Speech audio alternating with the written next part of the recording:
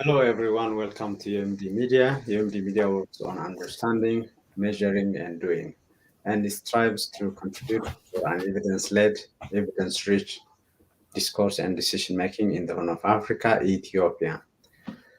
Welcome to today's show. I have a special guest today, and we are live on Facebook and YouTube. Please share, subscribe, like, so that many can access our channel, our programs, our shows. So today it's a great pleasure to have Assefa Abay from Texas. And Assefa Abay is a board member of Tegaru Disaster Relief Fund. And we'll be talking about what Tegaru Disaster Relief Fund does, when it was established, why, and so on. And as well as we'll announce their upcoming event that's coming in 10 days or so. So, Assefa, welcome to UMD Media Show. Thanks so much, Getachew. Thank you for having me. Appreciate the opportunity. Awesome. So let's talk about you a bit and more on about TDRF, otherwise TDR Fund, as it's called. So first, Assefa Abay. For those who want to follow Assefa, you can find him on LinkedIn, Assefa Abay. You can see the link at the bottom. In case he changes his profile picture, all that, so you will find the URL address there. And before I introduce his other social media tags, maybe I need to ask him something. What is this? What are we seeing here?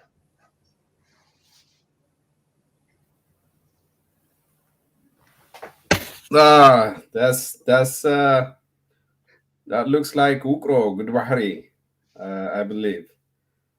So okay, Gudbahari. So yeah. This is Gudbahari archaeological site.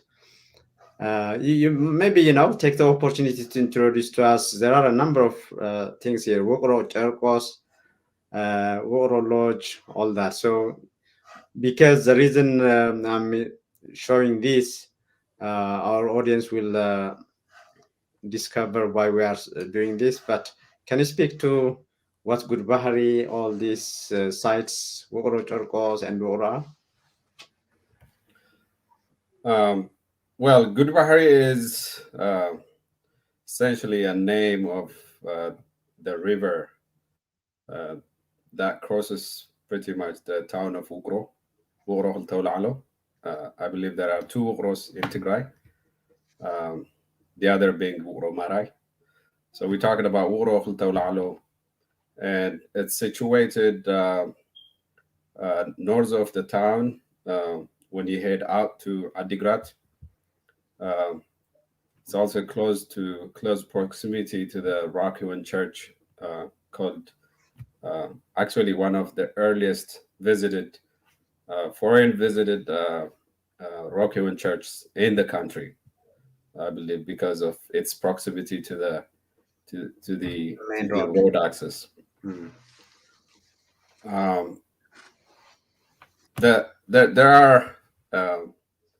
There are some background information about why it was called Gudbahari. I believe one of the stories I heard was it's because due to the Yodit Gadit attack on Tigray archaeological sites, especially where the main targets, the church were the main targets. So all the things that were not able, that she was not able, her troops were not able to burn, were thrown into the riverbed. So for that reason, um, the locals would start calling good Zahazal Bahri, to mean there's so much unknown and mystery within this river. Um, so that's what I know about. Okay. But of course, there are some lodges that were recently built, and it's a nice place to visit. From that area, you can pretty much access the majority of the Rockhaven Church in Tigray as well. There is Garaalta to the southeast, I mean southwest. There is Mikel Imba, Mikel Korkor, all the Azbedara area, uh, Rockhaven Church as well. Great. Yeah. So And not to mention, there is Najash, Al Najashi, 10 kilometers north of this river as well. So it's very uh, historical area. exactly. Church, like you mentioned, is one of the Rockhaven Church. You can find, I think, more than maybe 250 such churches in Tigray. One of them, that you see at the bottom here. So we're not going to talk about Good Bahari or Woro more than this, but the reason I brought out this Good Bahari is Assefa Abay's social media handle is Good Bahari. So this is his Twitter account at Good Bahari. That's his Twitter handle. You can follow him there and maybe explore more about Woro, about Good Bahari, about Woro Jorkos, all that. The same with his Facebook. Actually, his Facebook handle is different. You can see it at the bottom here, but you can see the name the same as Good Bahari as well. So let's talk about TDRF. So before we go to that, maybe I think it's good to explain what this logo represents. This is a logo of Tegaru Disaster Relief Fund. Can you speak to that logo? Sure. If you focus on the negative space where the dark lines are, it shows a human stretching their hand um, sideways. Um, that speaks to the very purpose why we are organized. It's human centric. We are trying to support human beings live their pain and suffering. Um, it also shows leaves, two leaves, a stem of a flower, pretty much, which shows the positive aspect of life in general, which is development. Um, Behind every pain, there is something to look for at the end. So this is what I can tell you from what I see in front of me. Okay, great. So maybe the Tegaru Disaster Relief Fund is not the only not-for-profit related to relief, to helping, assisting the people, the poor, the needy, all that. So maybe you can speak to when it was established, why was it necessary to establish this, while, for example, as you know, the uh, for a long time, TDA, the Tigray Development Association, RUST, all that have been active. So what did you guys see in terms of closing a gap or maybe expanding on this opportunity? What was the motive behind establishing TDRF? Um, be, um, I think a little background first. The time when we set up this organization, as pretty much every Tigrawai or Tigrawati would remember, during the emergence of this reformist government in Ethiopia, there were ethnic-based attacks, especially on targeting Tigrayan civilians in outside Tigray. So uh, so much was not really spoken about the pain and suffering of people, primarily um, from the state of Oromia and Amhara regions. Um, we saw there was a lot of pain being posted on social media, but nothing was being done. So that was something, I guess, there was a burning desire in every Tigrawai or Tigrawati, but there was no leadership to come forward and say, hey, this is ways we can help. So we saw that as an opportunity. There's something missing here. Um, but it has nothing to do with TDA not being active or rest. Um, if anything, there's so much to be proud of about TDA and rest, and we can only be inspired by what they have done so far.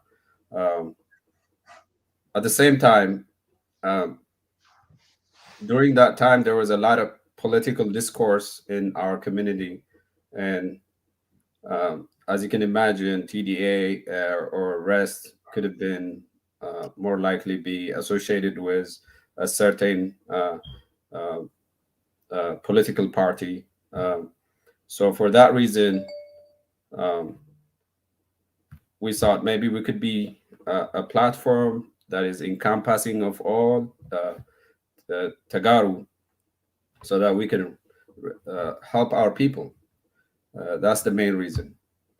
Uh, Plus, it's in our core belief that uh, the problems Tigrayans are facing at this moment are multifaceted. They're varied in nature. So it only requires us to even create more and more organizations, mission-led organizations that can focus in different areas, and then maybe collaborate our resources. So this is not to suggest that, for example, we started helping and providing immediate relief to IDPs first. It's because that was the issue that was time critical. But that doesn't mean we were the experts to do it. There are so many experts that we can really work with, help us see where we can make a bigger impact. So if you allow me to take an example, in the US there are 1.6 million organizations, nonprofit organizations. So if you divide that by the population of the United States, uh, that would be for every 200 people, there is one nonprofit. So just having one NGO doesn't mean like that's um, it speaks how advanced the society is, or it speaks um, to uh, how involved the citizens are in the social issues that everybody faces in this country. Because essentially, these organizations are not created for the purpose of creating money or for uh, personal reasons. They are uh, led by mission, by a desire you have as a person to to help your own human beings, your human peers. Mm, mm. So Yeah. uh, I think we should encourage. I'm actually encouraged to see many organizations. I could see in the activism area, Omna Archive 20.com. I mean .org, Archive Tigray, I believe. I stand with Tigray. So many others, Yeah. and there are also organizations in every community. In cities that we have in the United States or Canada, everywhere else where there are Tegaru. Mm. Uh, Yeah. Yeah. That's great. I mean, so the need is great. So the response should be also that way. And diversity always comes with some beauty, some different ways of creative, innovative way. And we will never be too much of organizations. We will actually be short of meeting the needs that are great. So no yes, doubt sir. about that. So let's talk about your vision, mission. You can speak to that to our audience who never maybe have heard of what TDRF is about. So, like I mentioned earlier, it existed. I mean, it came to um, uh, to a point where we saw there were problems with IDPs. Before the onset of the war, we had Tigray had 149 temporary shelters. These are people outside those who had relatives to go to. These are people that were uprooted from places where they've lived for very long, at least for one generation. Some of them don't even speak Tigrinya. So um, that was the main reason why we started the very first campaign. But later we learned, um, we noticed this pattern where whenever disaster occurs in Tigray, you could call it ambeta, you could call it drought, you could call it ethnic conflict like this one, or war, or genocide now at a bigger scale. We always react like we are like reactive instead of being proactive, being prepared ahead of time. For example, drought happens like very routinely, and we are very drought prone population, but you don't see um, much done to really resolve. This is not to discredit uh, organizations like REST and other, even the government, but it's not enough.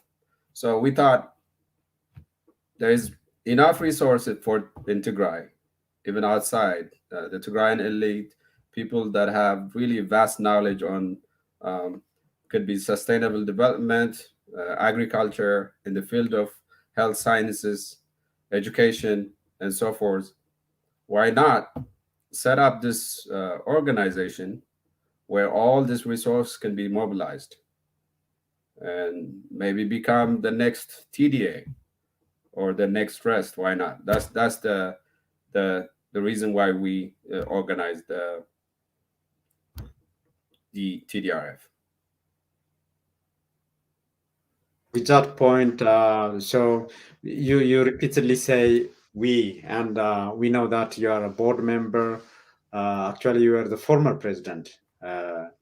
So there is a transition that happened as well. Yes. So there is a team behind TDRF. So you can speak to that as well while I show this. So uh, how is the organizational structure? How do you work? So, like I said in the beginning, it was more of a desire. We came up, a group of Tigrayan professionals came together. Hey, let's react. Let's do something about this issue at hand. And then it came to a point where we had to organize it formally, so we could be legal. So um, then we served for about 2 years. We had campaigns in within that 2 years period of time that we may be explained later. Um, then it came to a point based on the bylaws. Every 2 years, uh, a new leadership has to be elected or appointed. So for that reason, we have now from 11 people in the beginning.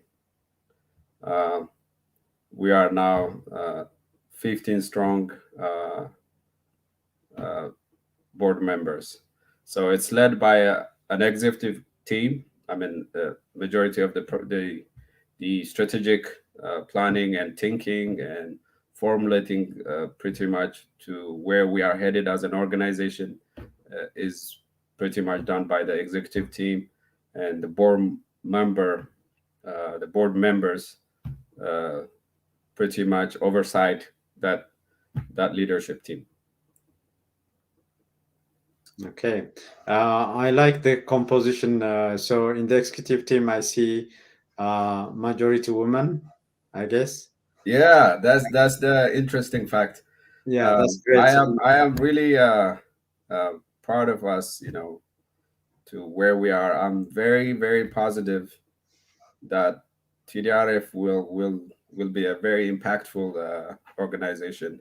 Especially right now, we have the capacity that we didn't have before, um, uh, to really penetrate in the areas where we can be most impactful.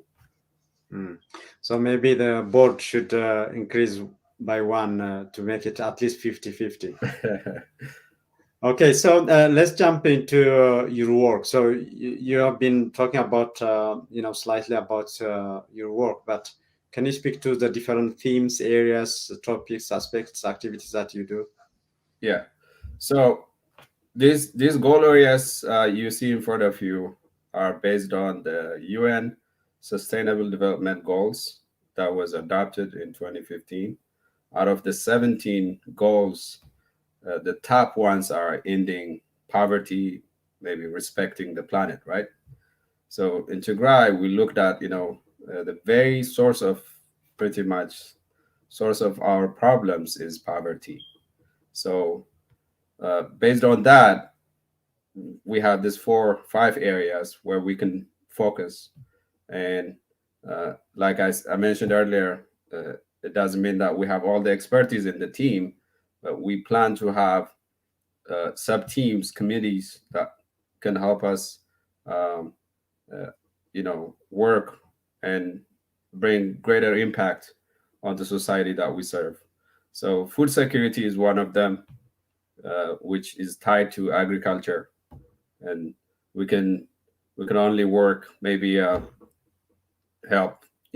As you know, our society, 80% of the population lives on subsistence agriculture, and maybe jump starting uh, that agriculture sector would probably unlock the potential we have as a society. Another one is economic well-being, which is also which relates to food security, but there are times where uh, cash-based incentives really can help empower people that are very in a very dire situation, just like what we did with the IDP project we did in 2019. Disaster relief, of course, as it says it, situations like the current situation we are in, so many people are, almost millions are in a very famine-like situation.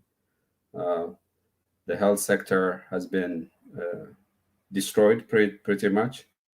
Uh, Similar education. Education is very critical, especially for people who are already their economic well-being is uh, not so good. They don't have any sufficient food to eat. If they are disasters stricken, uh, education would not be considered something of a right. It's more than that. Uh, it can protect them from, especially children, can protect them from physical exploitation. Even the girls from uh, things that safety is another issue as well when you have IDPs, and especially the most vulnerable populations. There could be kids that are separated from their parents. There could be underage girls, and imagine if they get uh, pregnant in the process, or they could be sold for sex labor or anything. So having a place where they can have like building schools near to this, uh, could be temporary shelters or places where these problems exist, is very essential in protecting their life as well. Mm. Great. So for that, because you have been active since 2018, and there are in your website, I saw you put numbers in terms of the impact so far since 2018. Maybe you can touch on that as well. I will show it on the Yeah, screen. yeah, thank you. Definitely. So 2018 was, we started around October timeline. So the setup of the organization, the legal works took about a couple of months, but we started a GoFundMe account, uh, uh, and a social media campaign. And one of the challenges, if I can include the challenge, was to even material, to collect material.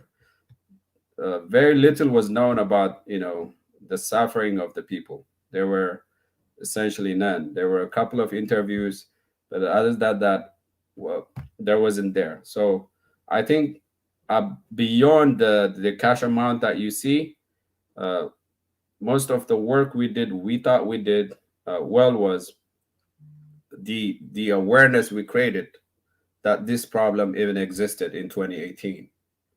Uh, I know for people who are very connected to the media and they know what's going on, they may be aware, but general public did not even know the scale of the problem. So we worked so hard to collect data. We even sent uh, our volunteers to visit this uh, temporary shelters so they can interview some of the victims, and that helped us learn, how deep the pain and suffering is, the mental and physical injuries they sustained. Um, so, cash wise, we collected about $210,000, which we properly uh, distributed to the victims. The victims were selected by the regional agency. It's called Bureau of Labor and Social Affairs. So the government knows, they have the data about their the beneficiaries. So they selected based on the proportionate need of the beneficiaries.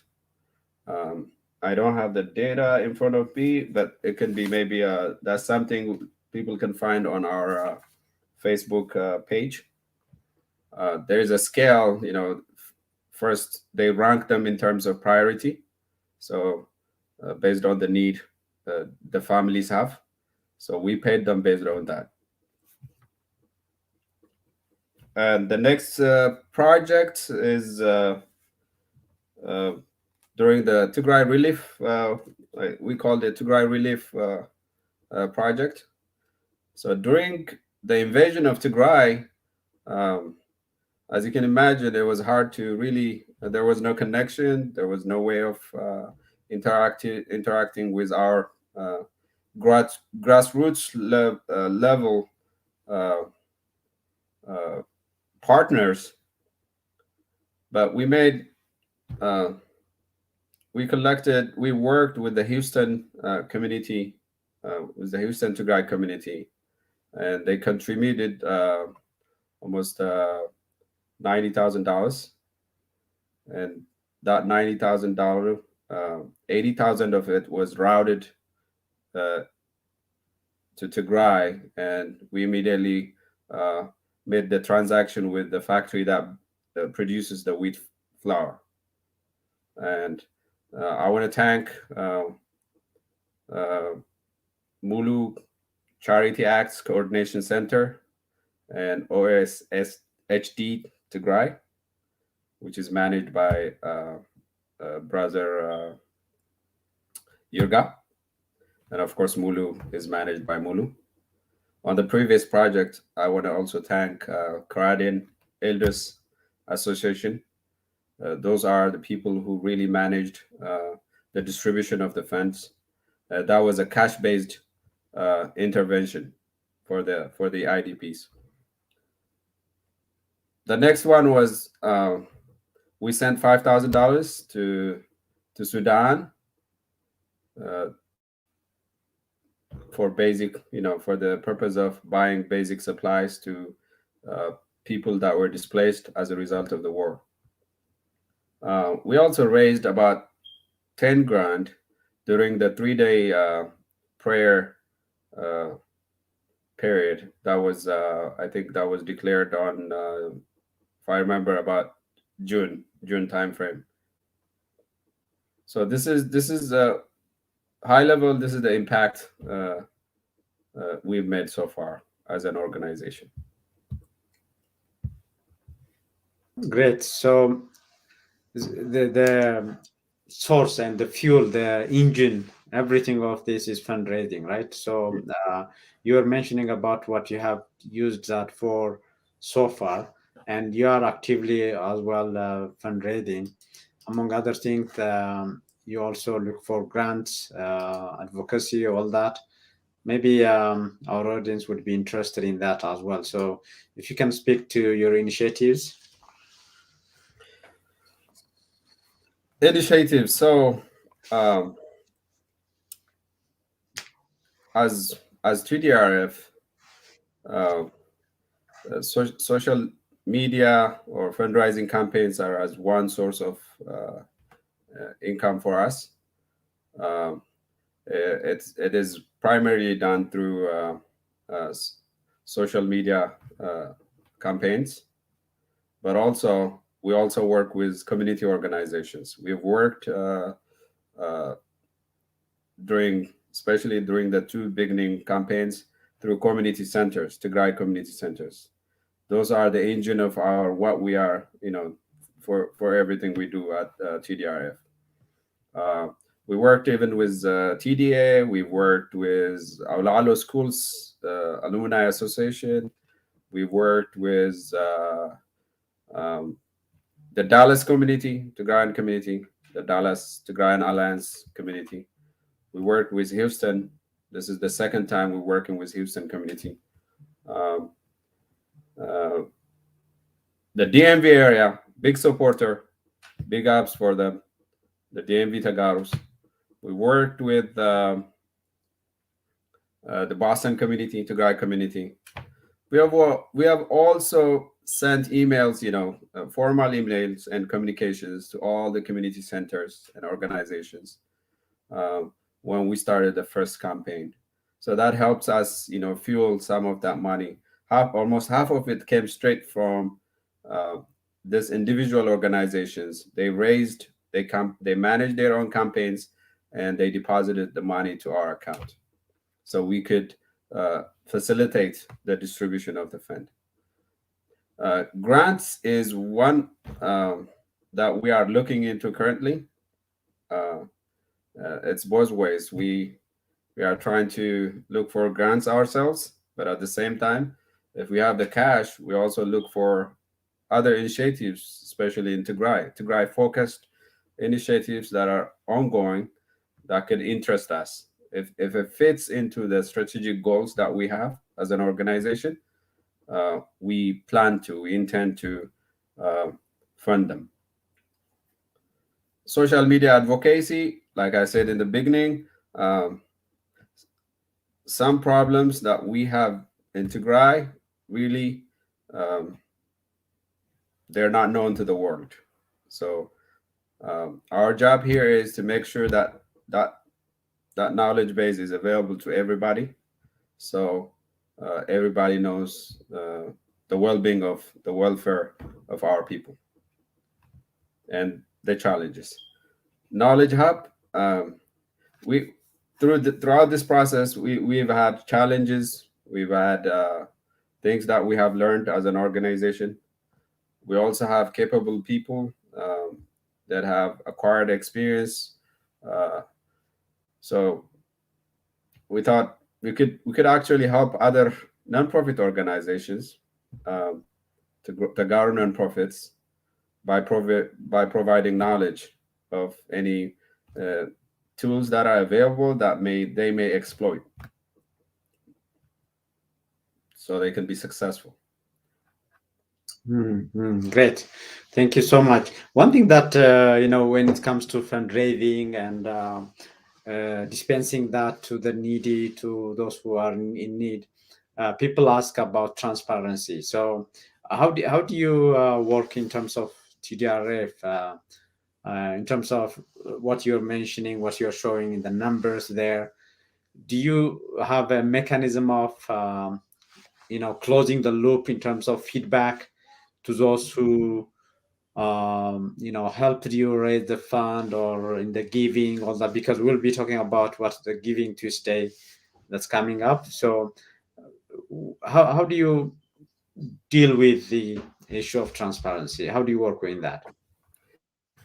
Yeah. we understand transparency is one point that we have to be mindful about. So every donor has the right to know where their money is being spent, how it's being spent.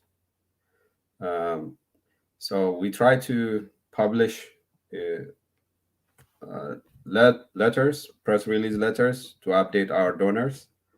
Um, uh, for the most part, it has been the Facebook page and the GoFundMe campaign that we had, where we publish our information.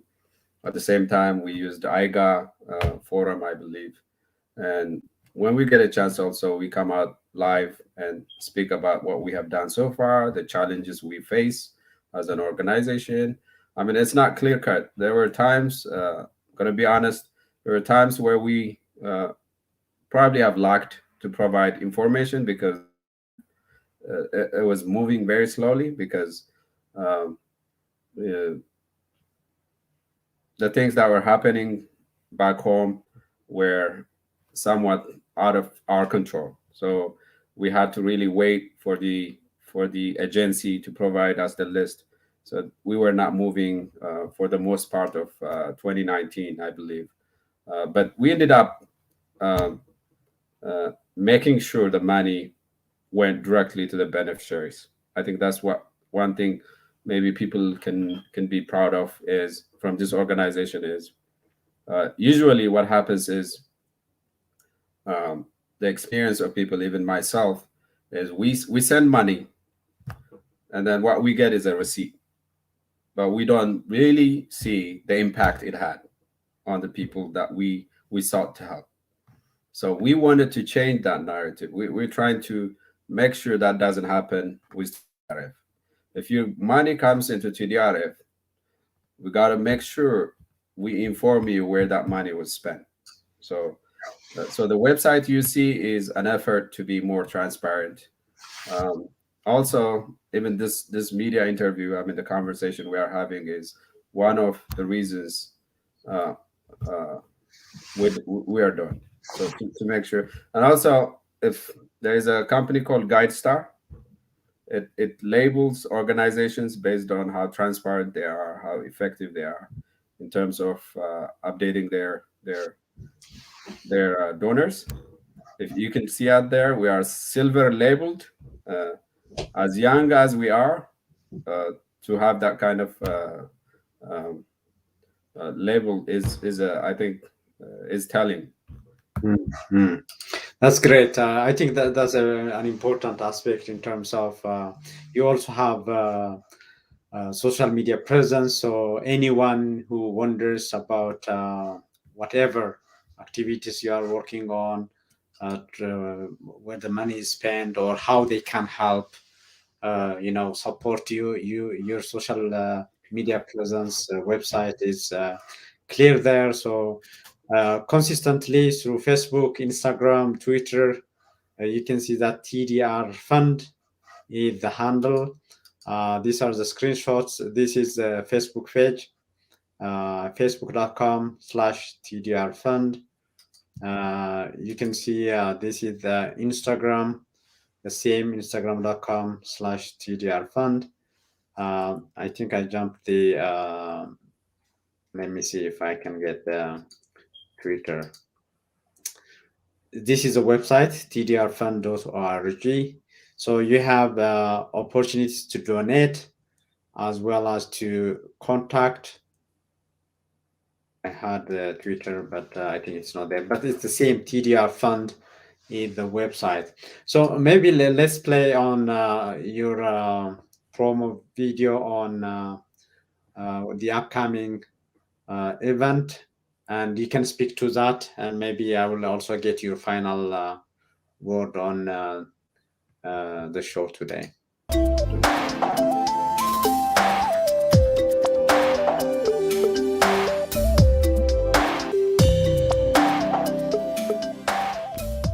There's an important day coming up. It's November 30th. It's a Tuesday, the day after Cyber Monday. But it's not just any day, it's Giving Tuesday.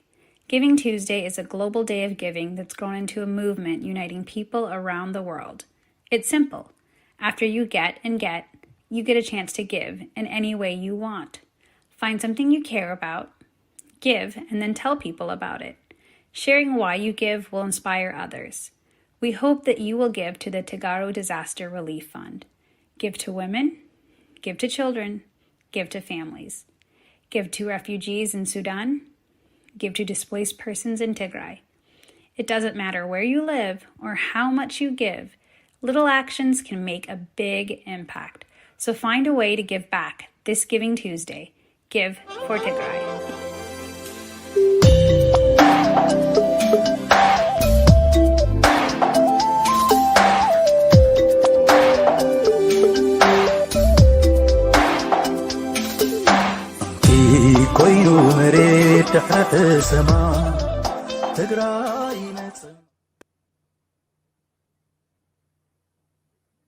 Thank you. Assefa, it was great to have you, but your final word, and if you want to speak to that ad on the upcoming event and anything you want, it's yours. Yeah, thank you so much. I want to thank to those who really trusted us, especially in the beginning days. They trusted us with their money, with their desire, with what they see, pretty much to do the work. So we appreciate those. If they didn't support us, if we didn't get their support, we wouldn't be here. This TDRF is one step ahead right now as an organization. Hopefully, in the near future, we are making like an impact on generations. As you know, organizations start out of some inner desire, purpose to do something good for the welfare of the people or society. And that common feeling that we have as Tegaru keeps fueling that organization. So even if the current executive team or board of directors leave, as long as there are people of generations of Tigrayans that really want to do something good for Tigray, they will keep pushing TDRF to the next level and make it last for generations. So what I want to say to everybody is get involved.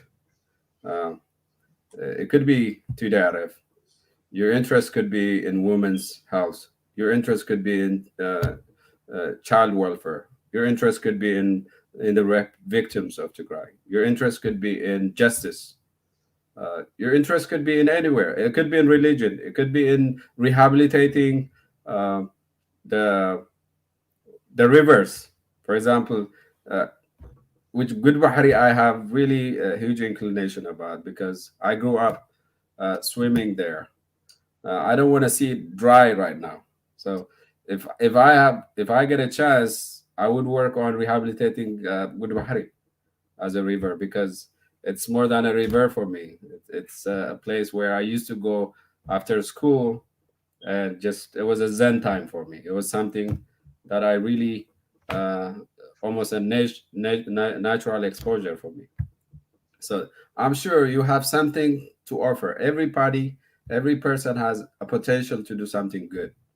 So especially at this time, all that potential needs to be mobilized. We need to participate in all of these organizations, whether it's TDA, TDRF, Omna Tigray, I Stand with Tigray, other organizations that are betting because of this. Let's participate. That's what I want to say. And about Giving Tuesday, you saw it in the video. It's self-explanatory. It's intended to really energize the people especially people in Tigray. I mean, in the diaspora, to learn to give. I don't think our culture has a problem of not giving, but it needs to be a habit. Like I mentioned earlier, 1.6 organizations exist in the US for the sole purpose of welfare, so societal welfare.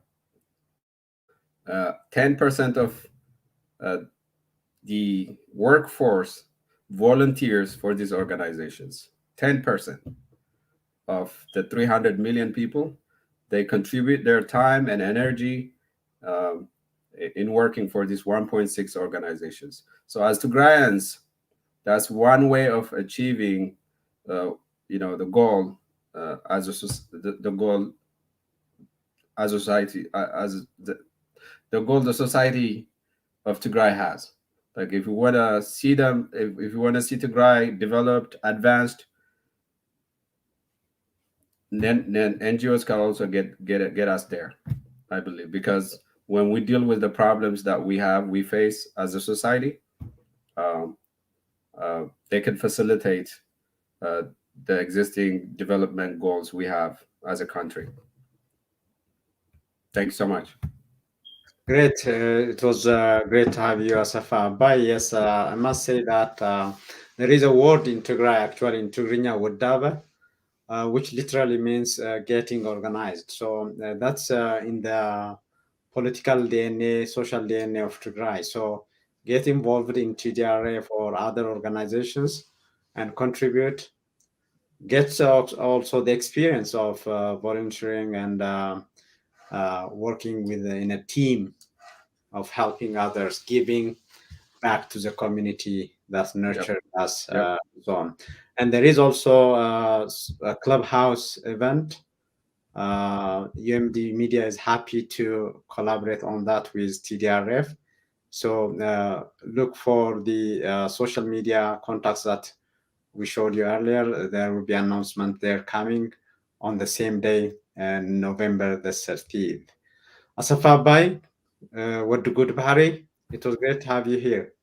Thanks so much, Getachew. I'm sure we'll come back at you. I'm sure there's a lot of expertise that you could also help us as we embark on our strategizing our sustainable goals. Okay, thank you so much. Have a good one. Thanks so much. Before I sign off, I need to make this announcement.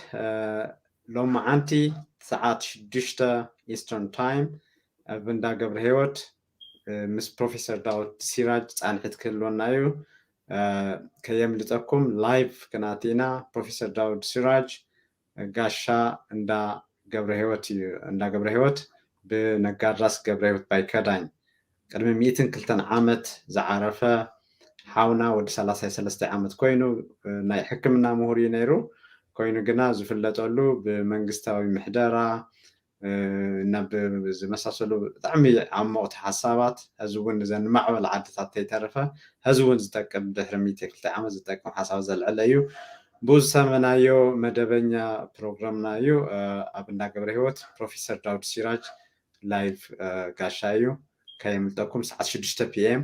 Eastern Time لما عندي. That was the show for today. Have a good one.